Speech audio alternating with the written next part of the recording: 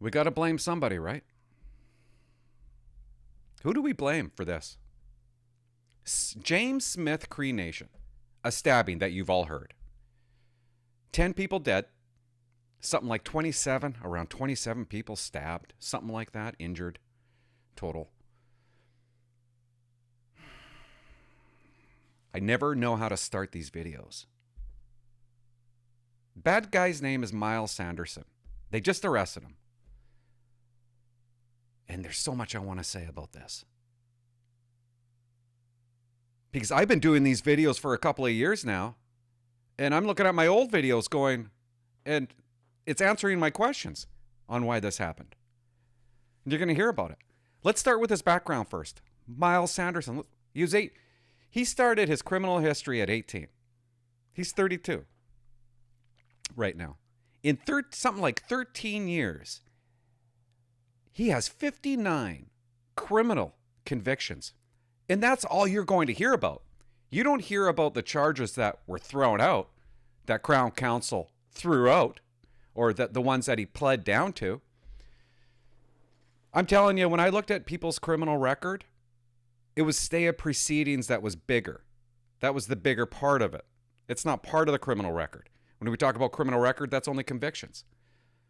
I guarantee you, he had hundreds upon hundreds of police interactions and charges. 59 convictions? Yeah, that's a lot. That's a lot. Let's go over a couple. I used to be a cop, guys, and let me tell you that the cops know this guy. They attended. How many domestics, cops, did you have to attend with this guy? In July 2017, they attended domestic. His kids, his own children, hide in a bathtub while he's losing his mind. He punches a hole in the door of the bathroom, goes outside, grabs a block of cement, and throws it through a window. A few days later, they go to another domestic. He ends up getting charged, and he serves 2 months jail. Wow. And I guarantee you the amount of domestics that were thrown out. November 11th, domestic charge withdrawn. January 13th, another domestic. He serves another 2 months in jail. He assaults her again in 2015 and 2018. His girlfriend's last name Burns, okay? November 2017, he hits a man with his firearm in his face, smashes him in the face with his firearm, and then he stomped on his head. He then made the same man rob a restaurant while he sat outside and watched. April 2018, he stabbed 2 men with a fork. And then he went outside of that house and beat a guy until he was unconscious and left him in a ditch. He returned to that house and kicked the door in. When he was finally arrested in June of 2018, he kicked the police officer repeatedly in the face and head. He got 4 years and 4 months for that. In 2015, he attacked his girlfriend's parents, Earl Burns and Joyce Burns. He repeatedly stabbed Earl Burns. He was charged with attempted murder, egg assault, weapons possession, and breach of probation. The charges, of course, were whittled down to egg assault, and threats for an easy Crown Counsel victory. His sentence? 2 years. His sentence that he received in 2018 for 4 years, he got out early, February 1st, 2021. When he got out, he breached his probation. They just let it go. They didn't do anything about it. They let the charge go. And then in May of 2022, they issue a warrant for another thing that he did. And while there's a warrant for his arrest, what does he do? He kills Earl Burns with a knife because it didn't work out last time for him. So he got a second chance to kill him, and he did. Also hurt Joyce. Joyce is injured. Thomas Burns, Carol Burns, he killed them too. Stabbed them to death. Greg Burns, Lydia Burns, they're dead. He killed them. And Bonnie Burns. He killed Lana Head, Christian Head, Robert Sanderson, and Wesley Patterson. Why'd they release this guy? This is the reason for his release. Parole Board. In granting Sanderson's statutory release, the board said it is the board's opinion that you will not present an undue risk to society. and freeing him would contribute to the protection of society by facilitating his reintegration. Easy to get mad at parole, isn't it? Wait till you hear what I have to tell you. Maybe it's not a big deal to you. Those aren't the people you blame. But this ain't a story until you blame the police. You gotta blame the police, right? What'd the police do wrong? This guy, Jamie, he's up with the National Post, I don't know. He's upset with police. How many spree killings does it take for the RCMP to be frank, honest, and timely in telling people what's going on? He had a problem with the timeline. The police weren't quick enough. It's a frightening pattern. They're not giving timely information to the public when mass killers are at large.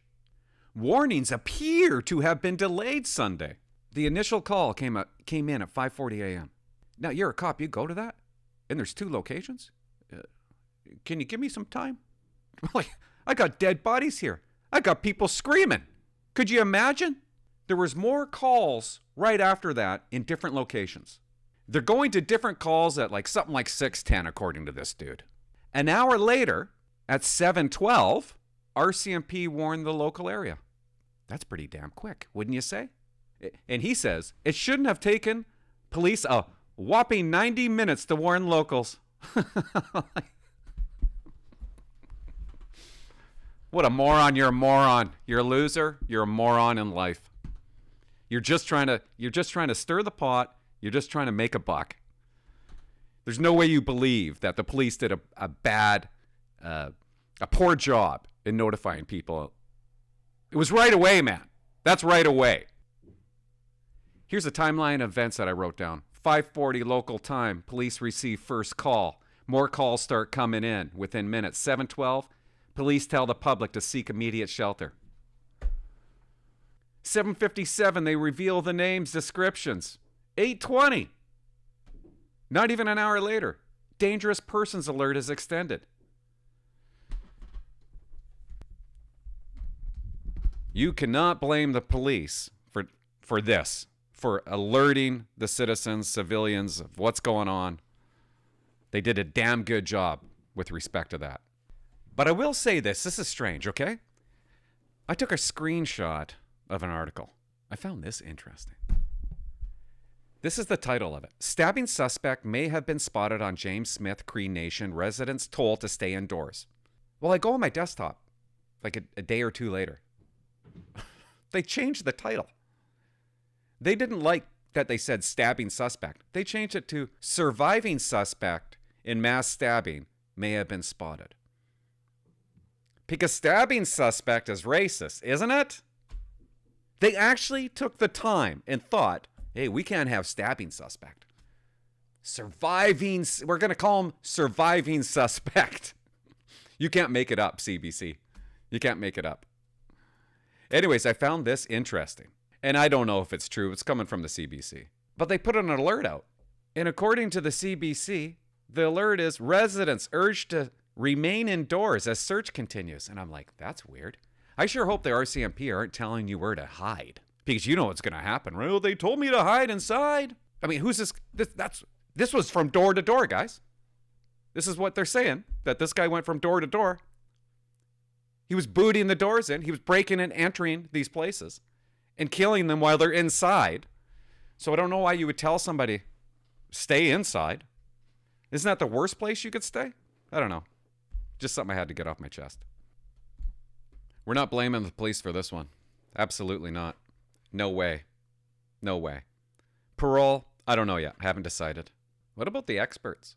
Can we blame the experts or the government officials? Do you see what these experts say?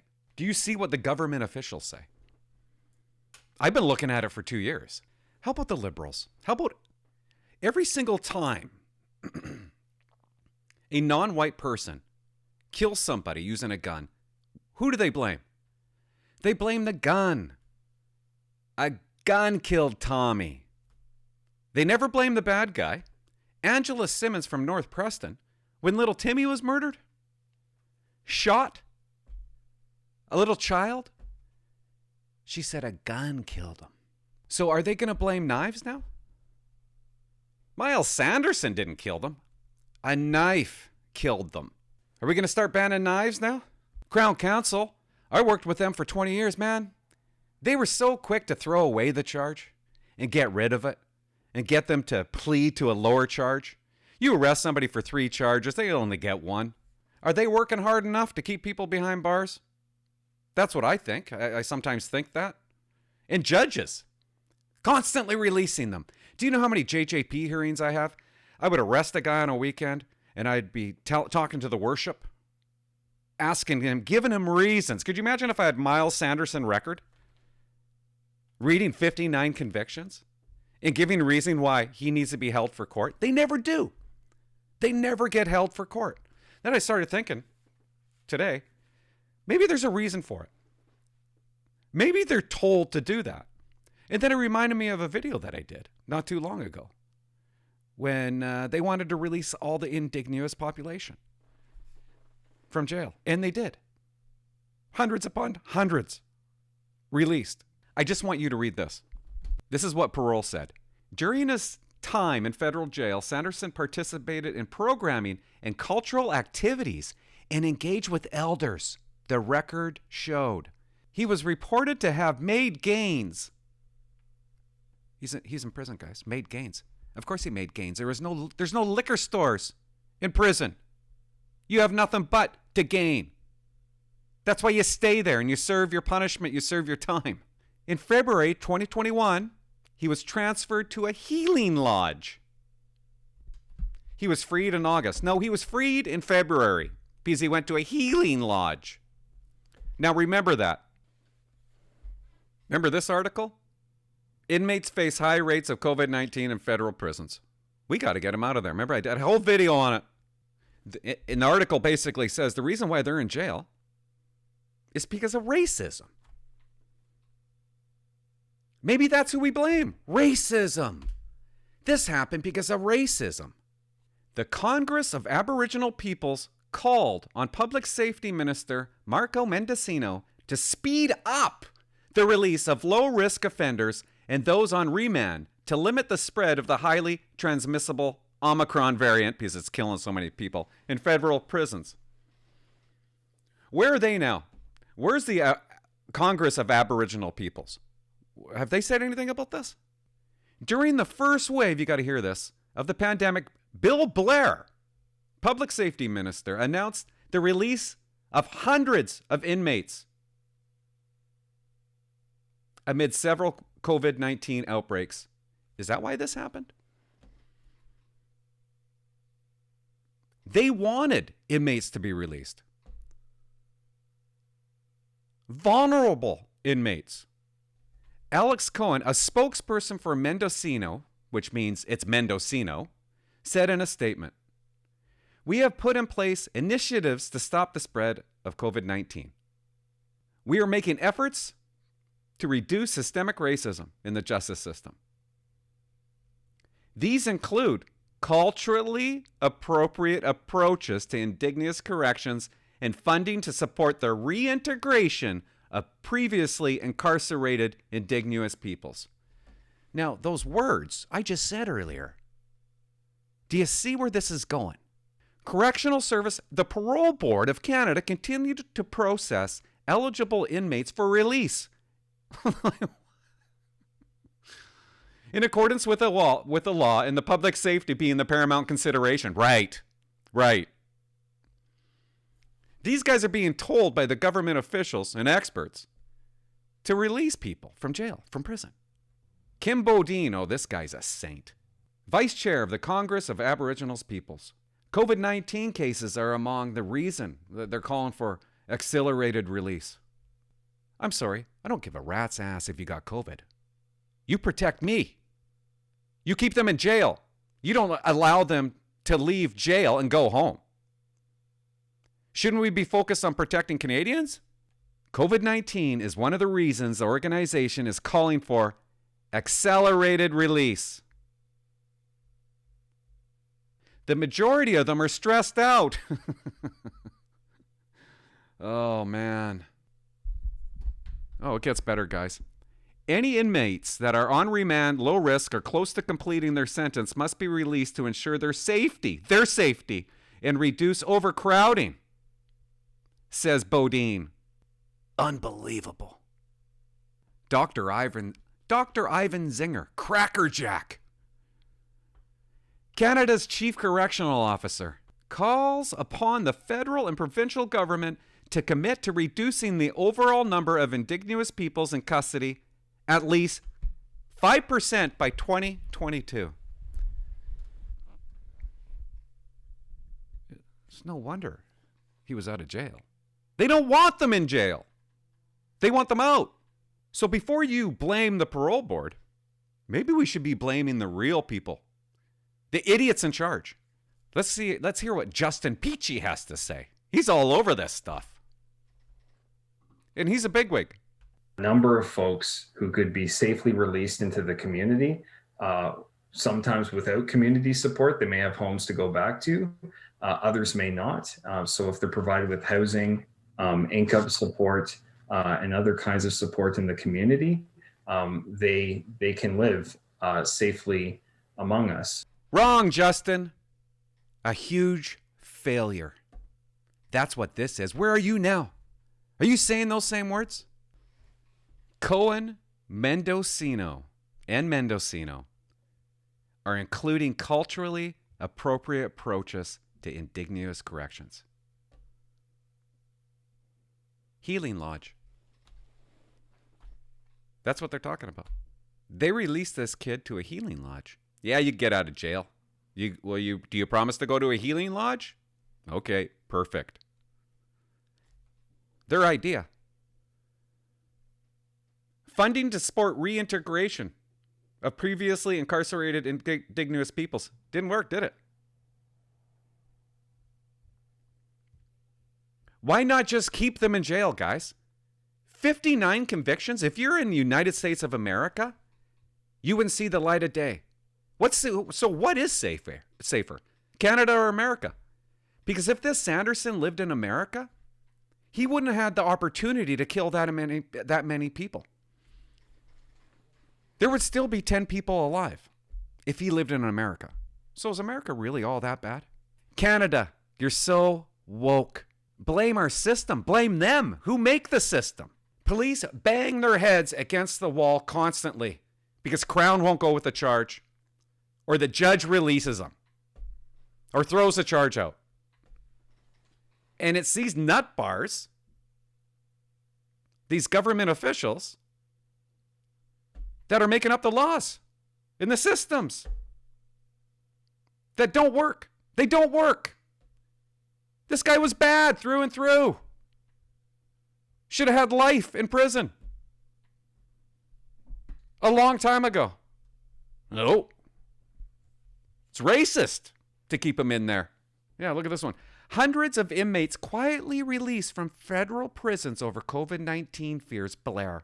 Hundreds upon hundreds upon hundreds. Minister Mendicino launches a federal framework to reduce recidivism.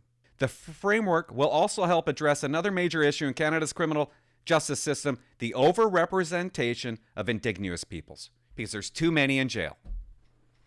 It has nothing to do with them committing the crimes, right? They're not doing that, right?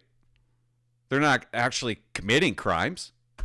Could that not be a reason for an overrepresentation of Indigenous peoples? Can we not look at culture? Can we not really look? Why do we keep on talking about the police are racist? That's why. The system's racist. That's why. Why don't we ever really try to fix the problem? Look into the culture. Could it be something else maybe? Why is this guy let out? Why was Myles Sanderson let out? There should be a massive uproar in Canada right now. And what does Mark Mendicino say about this now? It appears he was all for releasing them, having another idea, like a healing center. What do you say about it now? Who's it? He's not going to take the blame, right? I'm sure he's going to blame somebody else, right? That's what he says, guys. I want to know the reason behind the decision to release him. No, it had nothing to do with you. I'm extremely concerned with what occurred here. It's people like you, dude, who are too lax, too woke, too liberal.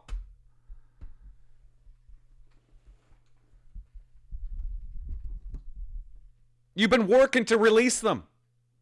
And you want to know the reasons behind it? Idiot! It's fundamentally wrong. Yeah, it is, Marco. I am assured the Parole Board of Canada will be undertaking an investigation of the decision. Maybe it'll come back to you. How many times are you allowed to stab somebody and be reintegrated into the community? Why do you care to reintegrate this POS into the community? Why is that so important? He stays behind bars. A bunch of stabbings before all this happened. Takes a fork and stabs two people. Grabs onto his girlfriend's parents, starts stabbing them. He's allowed back into the community. Mark Mendicino wants you to believe it's the Parole Board. That's who to blame.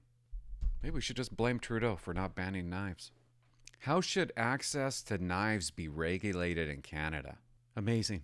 This guy was never fully punished for his crimes. I don't know. I think my title is Who Are We Going to Blame? And yeah, I was just being... You blame the bad guy, idiot. Okay? That's who you blame. And you blame broken families. And you blame the people that support broken families. I could go on and on the reasons to blame. But I won't have a YouTube channel anymore if I do. So I'll just leave it there. And I know the ending sucked, but pointless. I wanted to stay away from it. I wanted to stay away from this one because I don't want to read the stories of the people that were murdered. It's just so horrific and so terrible. And each one of them, there's a story, and there's children involved, running away, and just an awful, gross scene. And I feel bad for those police officers. I feel bad for the families, of course. But I also, because I used to be a cop, I feel really bad for those police officers that had to attend the scene. And then you got this dickhead from National Post criticizing them.